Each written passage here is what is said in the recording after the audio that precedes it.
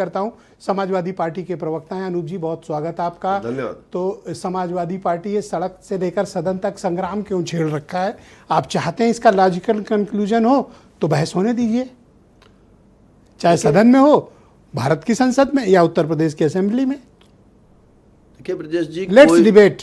कोई भी लोकतंत्र अगर सड़क सूनी है तो फिर सदन में भी उस ढंग से प्रभावी नहीं हो सकता। और दूसरा सवाल यह है कि क्या सदन में चर्चा से समाजवादी पार्टी कभी भागी है?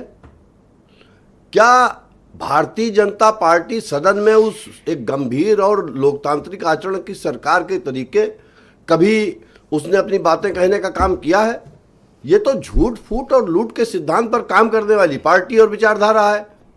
इनका आप आचरण देख लीजिए। अभी हमारे मित्र, भाजपा के भी मित्र और रालोद के भी मित्र, बड़ी जोर शोर से अपनी बातें कह रहे थे।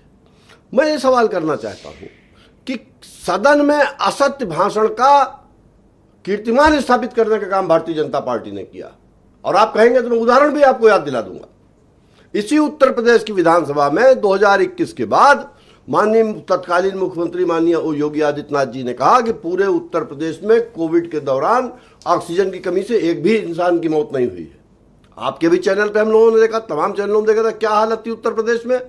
पिछले वर्ष ऑपरेशन सिंदूर के बाद माननीय राजनाथ सिंह जी जो देश के रक्षा मंत्री हैं, उन्होंने बड़े गर्व से छाती ठोक करके कहा था कि विपक्ष चर्चा नहीं चाहता है, हम इनसे कह रहे हैं कि कोई भी जवान शहीद नहीं हुआ हमारा। एक साल बाद रिपोर्ट आ रही कि हमारे जवान शहीद हुए थे। क्या सदन में जिम्मेदारी सरकार की नहीं है कि सदन के सामने और देश के सामने एकदम सत्य बात आनी चाहिए?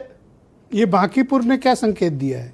बांकीपुर ने संकेत ये दिया है कि अहंकार और अलगतंत्र का शासन इस देश की जनता को अब बर्दाश्त नहीं है।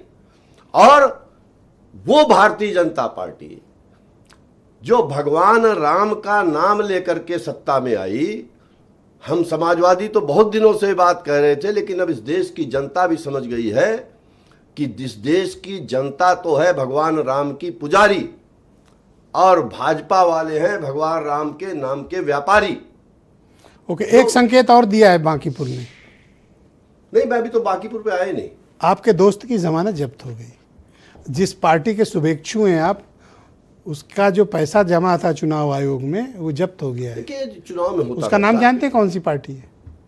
आप बता दीजिए।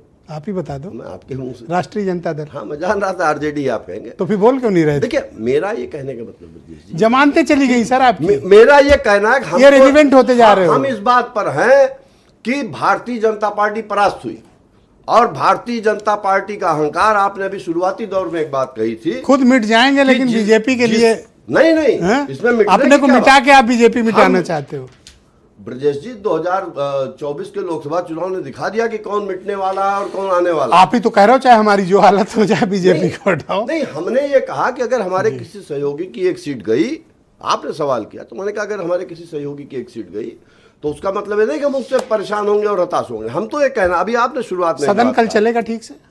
नहीं, सदन तो समाजवादी आपके पार्टी इरादे का क्या हैं? अगर सरकार ईमानदार होगी और उसका लहजा सकारात्मक होगा, उसका रवैया सकारात्मक होगा तो समाजवादी पार्टी तो चर्चा चाहती है। बहुत शुक्रिया। लेकिन अंतिम बात एक कहना चाहता हूं, जिस सदन में